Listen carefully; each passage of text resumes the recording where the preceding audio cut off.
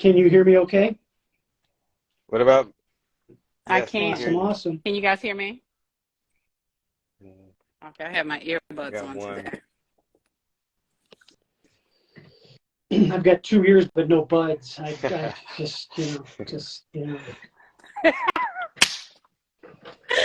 suppose I have space to grow then, don't I? Yeah.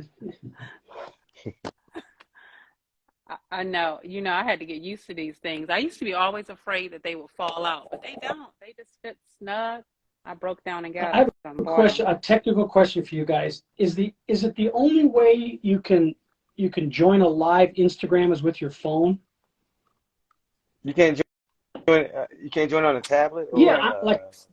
I've got my laptop here, Mm, my PowerBook, and I'm looking at Leslie's So, site, mhm. and nothing like a live broadcast doesn't show up like it does on the phone. Okay, so how it was explained to me is Instagram is a phone app. Ah, It was originally made for the phone. You can go on the computer and like look around and message each other and things of that sort, but I don't think it has the platform to go live on a computer yet.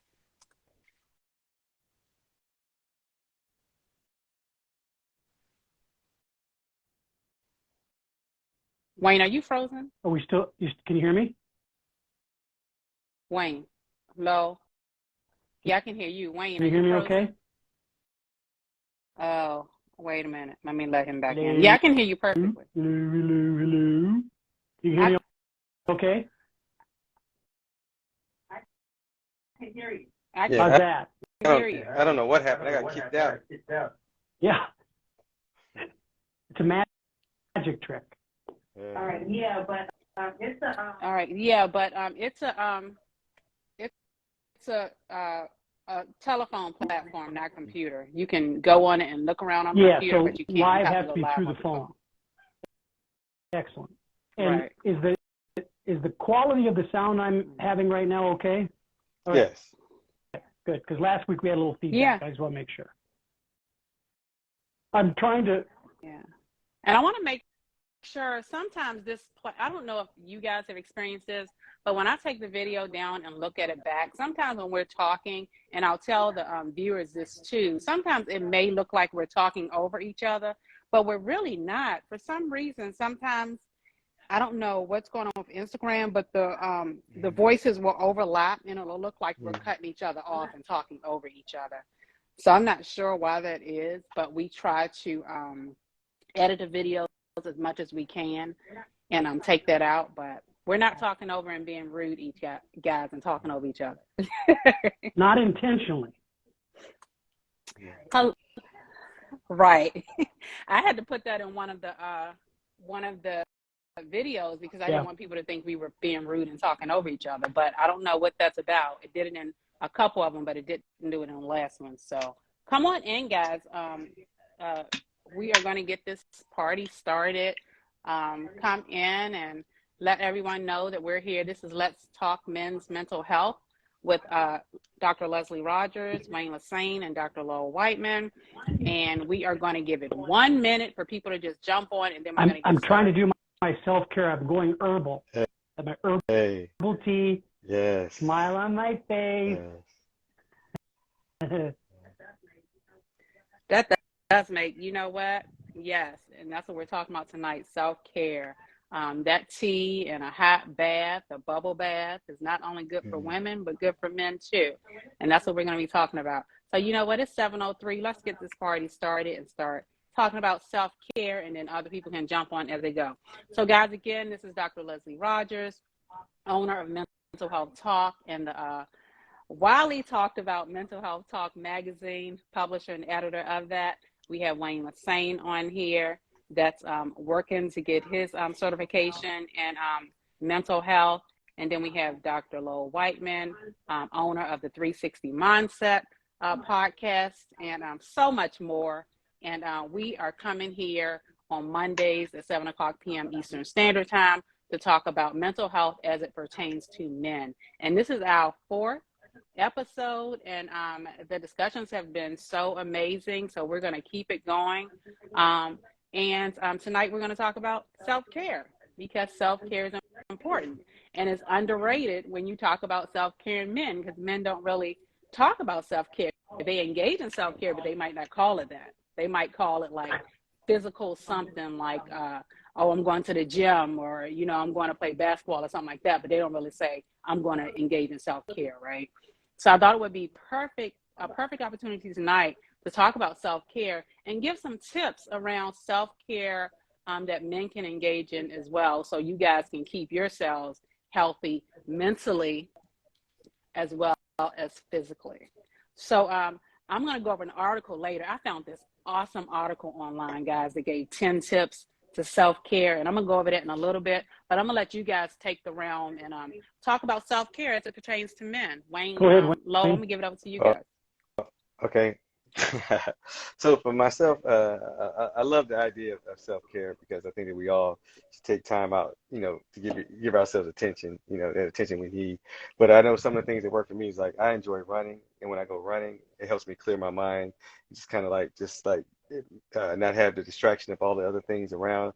I get to just run and breathe. I get to pay attention to my breathing, to my breaths, you know, my footsteps, you know, hitting the pavement, you know, and just allowing the air to hit my face. So that usually feels really good to me. It's whenever I have like deep in thought, I can just go run and I can kind of clear out all the junk. And so when I'm walking, you know, I usually run as far as I can and I walk back while I do my thinking. So that kind of helps me. But I've suggested to people like, you know, I've learned about journaling. That's a big one. I've learned about I would say like sometimes I know for men, physical activities work. May it be like you said, the gym, may it be playing a sport, you know, just to kind of exert some of that energy, that built up tension or whatever you have because again, you know, for the most part, a lot of men haven't learned how to process their feelings and emotions. So this is just another outlet to exert some of those pent up, bottled up aggressions or feelings or emotions that we don't otherwise know how to release, you know. I think that's a good way. And I think that in another one I think is a Right. big one, but it's kind of like you're like, oh man, you might kind of feel some kind of way. But man, just going to get like a pedicure or a manicure, you know, like just to be that pampered feeling, just to feel nice, to go get that, you know, just to sit there and just relax and just, you know, it's nice. It's just, again, another outlet, some of the things that I do for myself that I feel like, you know, are helpful. Right. Excellent. Dr. Whiteman, can you define for us Yeah, what it's perfect. self-care is? You're right. You're segueing right into what I was going to do. Exactly. And I'll give you a little bit of a soundtrack on this. I think I will.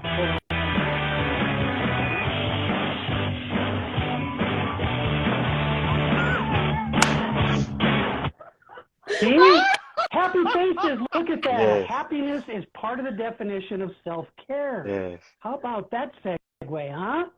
So when you look at taking action to preserve and or improve sense of health, and I'm emphasizing the word own because it's not anybody else's definition but you. And then there's a secondary look at it as far as self-care goes, where you add in the words well-being and happiness. And so when you take a look at a self-directed, you own it, it's your definition, and you direct it at your well-being and your overall health to generate happiness, well, you've just taken some steps towards self-care. And I learned, because I'm the oldest person here, I'm going to admit that openly, just put it right out there. I learned this phrase, and this is a quote. I'll let you all use it. It's from me. It's not from anybody else. To pursue self-care, it presumes you clearly know what parts of yourself needs care. Too often, I like that. we say things. Oh, you need to get some self-care. You need to take care of yourself. And the person goes, yeah, they're nodding their head, like the bird dipping into the water, right? I got it. But they don't know where to put it. They don't know what part needs to be taken care of. And too often, the men that we know, well, men and women for that matter, but men that we know have been distracted because they take orders. They have agendas that somebody else gave them. And they don't have a really good sense and definition of self. So as clinicians and therapists and trusted advisors, it's many times necessary for us to break through, not break with, but break through to help people understand you're in control of this. You can go get hydration if you need to, get liquids in you. You need to get some sleep. You need to have, perhaps put your phone down and not let the world outside of you pull you away from you. Okay? And this one's really big for me because I was the person that wanted to help everybody. I didn't know how to say no. And a mentor of mine, Stephen Covey, said to me, he says, when somebody knocks at your door and your office is already filled with water full of alligators, and somebody comes to the door with one more alligator, what are you going to do? Well, you say this. I tell you what, look at my office. You pick what you would like me to do because you're bringing something new to me. I have a deeper burning yes inside of me, so I have the power to say no. So for me, self-care has a foundational component that you need to know yourself well enough to be able to direct where the care needs to be applied. And smiling is a good place to start. Put on that gladness face and not that critical face. Yeah. I really like what you said, that a lot of men, because we take so many directions, that we don't really know who we are. And I think that's a big one. That's a hard one for, I think, a lot of people to even understand and even conceive that thought. And I've tried to have that conversation with people about, how influenced they are, by things. And I think that it's, we all want to feel like we're in control of ourselves. We're in charge of ourselves, but really, and so I thought that was a great point. Another day I would love to have a conversation with you. It's just about how do we, take back that control of self, I think that's, I think a lot of people can use that advice for sure. Absolutely. And self-care stimulates thought around that too. If you allow yourself self-care times, it creates a bit of awareness and insight about yourself and meeting your own needs. And then it stimulates thought around how you can treat yourself better. Self-care actually gives you permission to love yourself. And Wayne, right? To your point, I'll offer this for you. Anytime, first I offer this, invite people to have conversations with you. And when you have those conversations, other than just by yourself, right? Because that gets kind of crazy when you're in a coffee shop and you're talking to yourself. That just gets a little crazy. So invite somebody to talk with you, bring a group together, and when you start the group, ask them to reflect on what they're grateful for. Experts in happiness talk about gratitude a lot as a way to start the day, as a way to start conversations with others, so you can begin that dialogue and the discovery in that dialogue about what do we have to break through so that you feel gratitude and gladness within that feeling to move forward. Because in that whole thought process right there, you are cultivating some great self-care. Yes, I love it, and thank you for that. And it just what came to my mind is that it's what I spoke about before. I think that I love because you play music, so it made me think about how music makes us feel good, right? Especially certain types of music, but then there's other types of music that doesn't make us feel good. It brings us down because it's vibrating at such a lower frequency. So again, it's about what we're consuming. May it be through music, through media, whatever it is. We have to be careful. That's taking care of ourselves by choosing what we consume, right? We have to try to stay away from a lot of negative things and things that we know that don't make us feel good, and kind of steer towards the things or gravitate towards the things that make us feel good, the music that makes us feel good, like make you want to move, make you want to dance, or make you want to sing, or just brings up your energy and your mood. So I love the fact you play music. Music is it's been with me for most of my life, both as performing music in high school and college, and just having music around me is huge. And then having the opportunity to work with singer-songwriters as clients. You made a good point that I want to bring up, that I talked about critical face versus the glad face. There are people in our lives that we may not recognize what they're doing to us just in their expression. And to be really conscious of your Yes. self-care, you need to recognize those critical faces. Yes. And they can come from your dad, a boss, your spouse, friends. Now, those are not people that typically want to do that to you, but they get this expression. Yeah. It's critical, you know, like I've got something to say, Right. but I'm going to be critical. I'm going to be really focused on saying something about you, not for you. And that's something where if you're really in charge of your self-care, make sure you tell those people, this is what I want to see this on your face. But you know what? It depends on what I think is important is the intent, their intention. You have people with the intention of giving you positive absolutely. criticism, right? Good And point. positive feedback. Then you have those people that the intention is to hurt and inflict emotional harm, right?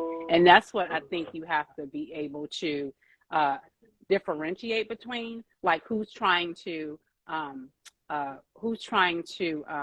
keep me safe and who's trying to harm me, who's trying to care for me and who's trying to do me harm, right? And that's when you have to determine who needs to be in your circle. And I wrote that down. I actually wrote down your environment and the people that you're around is a part of that self-care stimulation process, right? Who do I keep around, or who do I not have in my circle? Because you're right, that greatly impacts your mood, your behaviors, your emotions, right? So that is really and important. you know what the critical faces are that are not going to be positive in their criticism. They're not saying it to lift you up. You know what those faces look like. But if you're having a little confusion about what the face is, that is it going to be critical in a negative way, or is it going to be critical in an uplifting way? Well, then it's experience. What have they done with me in the past? How have I interacted with them in the past? So that environment, to your point, has a lot to do with setting the stage foundationally about the sincerity, the genuineness of the integrity, and the transparency of what they're saying to you in bringing you forward. But many times, I know for me, and especially the military people I've spoken to over the years, that they've been so regimented in, and the chain of command, it's part of the deal, right? But at some point in time, there's a discernment about when it's necessary to say, sir, permission to speak clearly and freely, to be able to say, hey, I don't necessarily agree with you. Now, in general public, in our world outside of the military, you have a lot of chances to say no. And that's a huge reinforcer of one's confidence and taking charge of your space so that you can continue to apply what you need, that care, to the parts of yourself that are in need of it. And I'm really sensitive to young kids. If you've got kids, you know what helicopter parents look like. You know what coaches look like. You don't want your kids to hang around. And usually they're the ones that are demeaning. They're the ones that have a tone in their voice that take away the ability of the child to find their own self-care. And for children, that's a huge place to start the learning process for the human element as they grow up, to help them understand what self-care is all about. Modeling. You hit two good points. I like so when you talked about being in your environment, being around people and how they make you feel, that's a great point, because what I do is I always tell people, like, take an assessment of your body. How do you feel as you deal with certain individuals? Do you feel good, or do you feel, bad or negative or down? Like, that's probably not somebody, if that's consistent, feeling that you have from that person, that's probably somebody you shouldn't be around, because of the energy. You're not in alignment. And another one, I love the one to know, because so I went to a group before. I went to this group circle, and they did this thing where they actually told you to say no. Somebody actually a question, they would say, you would say no, and then that person would in return say, thank you for taking care of yourself. So to this whole conversation is, you taking care of yourself and being able to say no, because I thought that was a great point. Just know when to say no, because again, it's not necessarily a no in a negative way. It's just you're saying, hey, look, I need to take care of myself right now. Let me, in me taking care of myself, I probably can't help you right now. So I thought that was a great one. Yeah. Good way to build on it, Wayne. Nice That's job. excellent. Yeah, that gives me a few ideas for the men's retreat, boundary setting. Talk about setting boundaries, because the boundaries is hard for a lot of us to do, and you know why it's sometimes difficult, because it makes us feel uncomfortable. Whether it's to keep people in our space. When we set boundaries, we potentially lose. We have a lot of losses, right? So it's sometimes difficult to set boundaries. You know, and it's not only difficult to set boundaries, it's difficult to maintain boundaries and have consistent boundaries. They're often I'm really loose glad and you brought inflexible. that up about loss and setting boundaries, and then bringing in a specific comment about self-care within that scenario. I've been to all kinds of funerals with all kinds of religious backgrounds, all kinds of community and family backgrounds, everything from Irish to Buddhist to Muslims and everybody in between. And one of the common threads for me is that at some point in the not the procession, but the event of the funeral, typically it goes back to their home or some kind of place where everybody gathers, you know, a hotel or someplace. And all of a sudden, self-care starts to pop up. Stories are being told about, oh, they did this, you remember that? And then the smiles start popping up. And then you hear music starts to play because there was a favorite song that was referenced. I think that self-care has its place more often than we give it credit for. And that's why I'm glad you brought up the loss, because we've got a lot of sadness and loss. Yeah. You know, that I'm not sure that people are really considering a focus on their self-care in these moments to understand that, you know, if they said in their will they want a party, damn it, have a party. Right.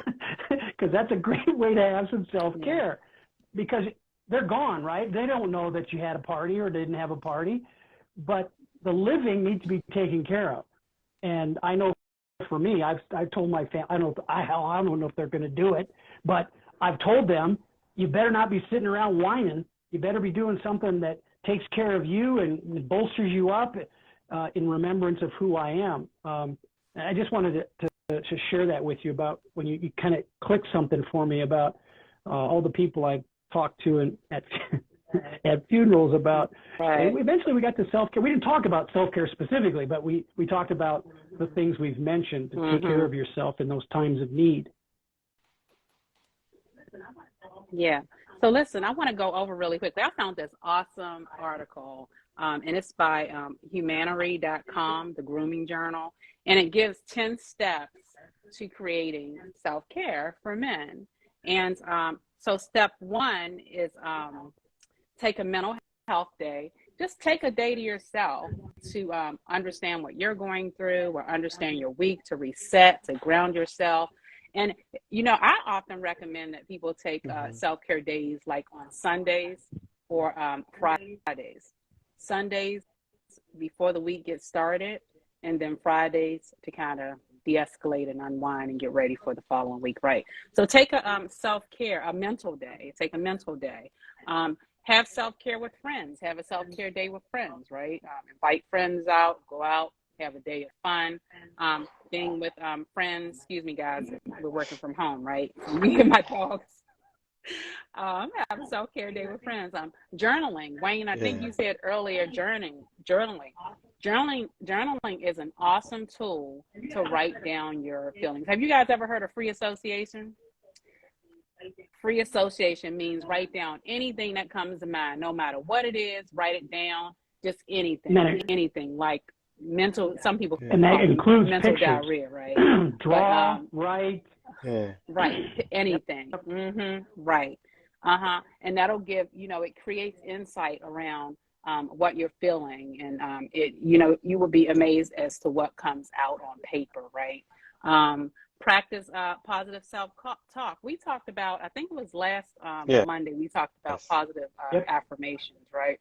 So practicing positive self-talk, being kind to yourself is key when it comes to self-care. Using self statements, positive self statements to describe yourself and describe what you're doing. So we often talk about the negative stuff, and we hold on to negative stuff because it's more salient, it's more easier to grasp. If you have 10 negative, I always tell people, if you have 9 negative things about yourself and 1 positive, you're going to recognize every 9 negative aspect about yourself instead of that positive thing. Flip it, right? And try to create 9 positive things about yourself that you can tell yourself every day, because then that'll become salient, and then it'll start to cancel out the negative aspects of your life. Self-care books are good for men, and there are self-care books for men. Get involved in volunteer work. Giving back to the community is often good. It helps you feel good about yourself, right? If you like to go to the gym, maybe go to a school and help, students engage in self-care by working out physical activities, etc. Volunteer your time at school. Spend time alone. A lot of us have a difficult time spending time alone, but with me, I like sometimes spending time alone because it gives me a time to kind of just get into my own thoughts and relax and meditate, right? Meditation is another one. Practice meditation and mindfulness exercise. Get in tune with yourself. Become one with yourself and understand what your body is feeling during stressful times. Get to know those physiological aspects of your body, right? And when you're trying to calm down and de-stress and things of that sort. So this is a great article, and if you guys can go, again, it's called humanery.com, humanery.com. I found this article, and it's great. I felt it was great because it has several tips for men to engage in self-care, and it was several that you guys had, and then you added on setting boundaries, and what you're saying no, and also setting boundaries as self-care as well. It's interesting how we've socialized ourselves into moving away from self-care, despite all the cosmetics and superficial things that we put on our bodies. We really haven't focused on taking care of ourselves in the parts that need the care, because we're really quite distracted. And I liked your point about volunteerism. There's some wonderful psychological studies about the power of 2, and you grow the power of 2 with volunteering. Mentoring is another way of doing that. So boys and girls clubs, be a big brother, a big sister, that kind of thing, or volunteering at your local church or synagogue or what have you. Anytime you push yourself, and some people have to push themselves to get connected, right? Because we've been alone for so long with the pandemic, it's really hard to make the move. So encourage your friends to join you in doing something, and encourage your friends, help them find a place to find others, to find the self-talk, the positive self-talk. Right. Which one of you guys want to tackle this? Is it that people hold on to negative emotions, or should we look at the lasting impact of negative emotions that are often harder to remove from memories? Yeah, I'll take that first because I've got a bolt at the half hour.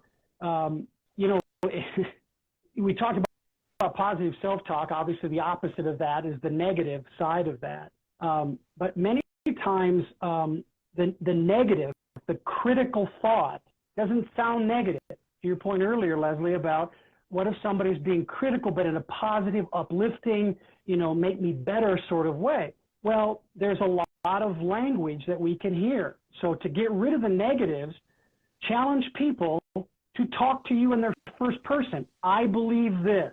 I would like to help you with this. So the I statements are huge in making sure that, one, you keep people honest and keep them on the positive with you, and that you tell them no. If you don't hear what you need to hear, say, no, that doesn't represent who I am. No, that's not something that is going to help me.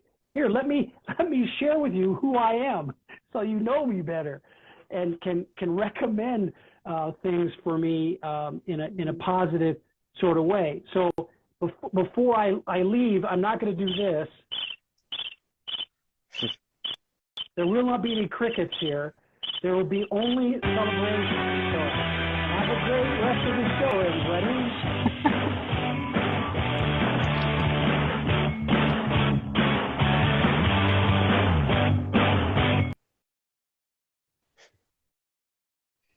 Yes, I love He is so it. awesome. Uh, uh, Joe, and to expand on that, so sometimes I think holding on to negative emotions serves as a safety mechanism for us.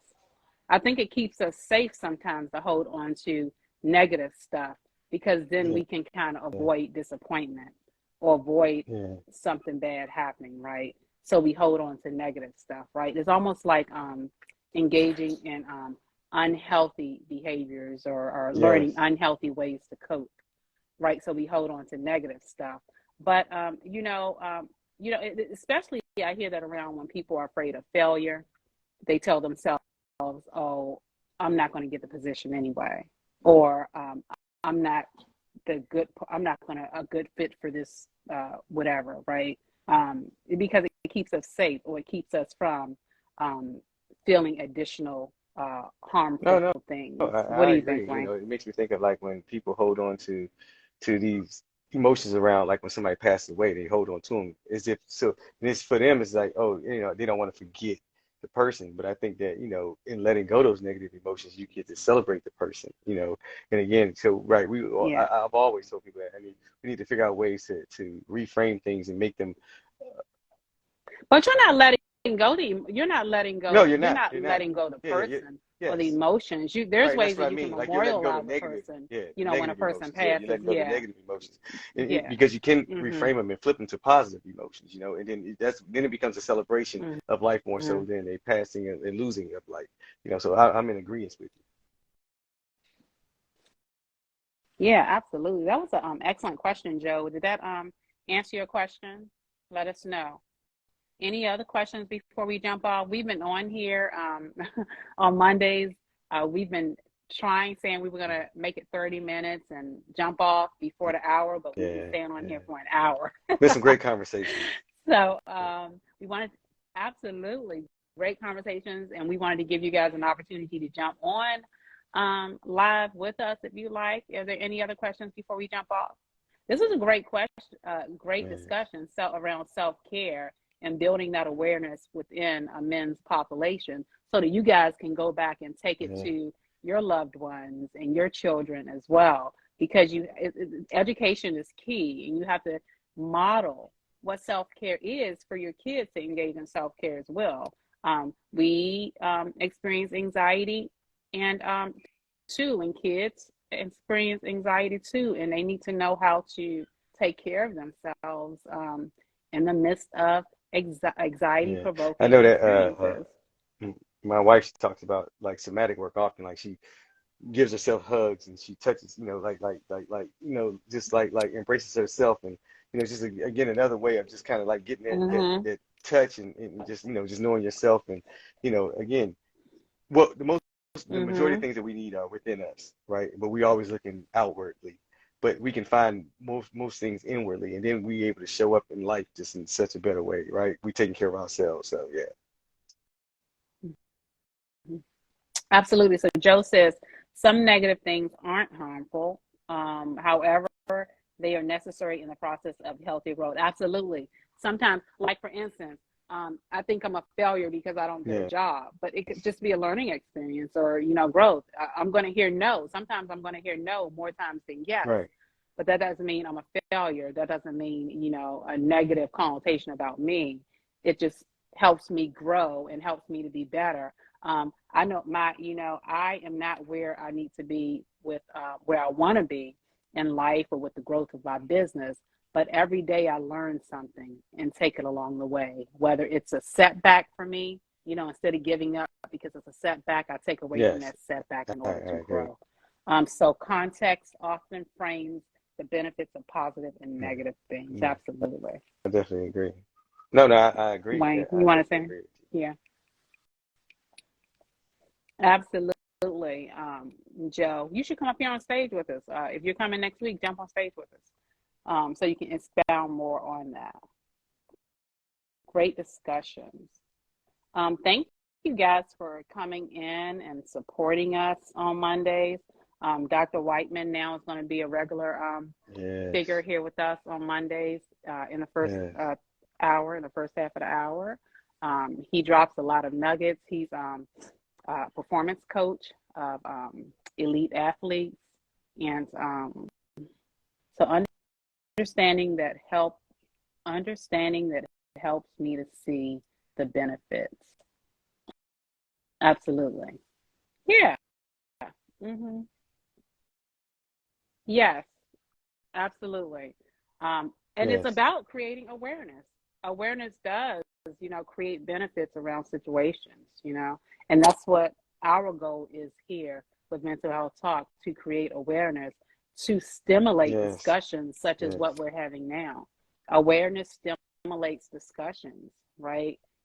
Stimulates that And, discussion so that you can grow and to and and learn. to continue to bring that And that that that that positive yeah. outlook on hmm mental health, just that, take away that negative association that we have with, like you say, it's around mental illness, but Yeah. people associate with mental health, which is completely two different things, as you pointed out several occasions. But just again, just to normalize these things and hmm make these things, part of just regular conversation, that it doesn't feel so scary. hmm Absolutely. Anything else? Hey, and if you guys think of anything that you'd like to talk about on Mondays, let us know. You can message either myself, Wayne Lassane, or Dr. Whiteman. Dr. Whiteman is Mm. at 360 Mindset, 360 Mindset. Wayne Lassane is at Wayne Lassane, and then I'm at Dr. Leslie Rogers. So if you guys have anything that you like to talk about on Mondays, let us know. Um, we are still going through with the men's retreat.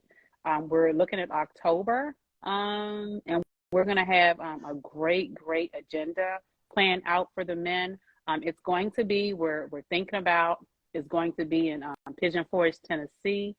So please stay tuned for that. The Men Suffer 2 retreat is going to be for men, adult men, and we're going to have a chef. And we're going to have fun. We're going to have activities. We're going to Yes. have self-care, and we're going to have speakers. And it's just going to be an amazing event with socializing and getting to know each other. So stay tuned for that. Please follow me and Wayne. Wayne is a spokesperson for Men Suffer 2. So is Dr. Lowell Whiteman. Dr. Whiteman will be there as well. He's actually going to be in a mansion with you all. Nice. Um, so that's going to be awesome. The importance of healthy perspectives, not trying to remove negativity out of one's life completely. It sounds like that's Yeah. going to have to be another discussion, like, because I want to hear more Yeah. about what you mean Yeah. by that. Yeah, I like to hear it. So maybe you can come on with us next week and talk. But I like to hear more about that if okay. So we are going to get ready to jump off. Tonight was all about self-care. Please watch the video because we had a lot of tips around self-care, a lot of positive discussions around self-care with Dr. Whiteman. And, if there's nothing else, we'll see you guys next Monday at 7 o'clock p.m. Yes. I look Eastern forward to Standard it. Time. Thank you, guys. I'll see you guys. And remember, if you guys have anything, I know. Yeah. I wish we could stay on here forever, but we'll come back next Monday and we'll have something I even more agree. amazing to talk about. Okay. I love you Yes. guys so much. So All we'll see right, you guys everybody. next Monday. Peace. Okay.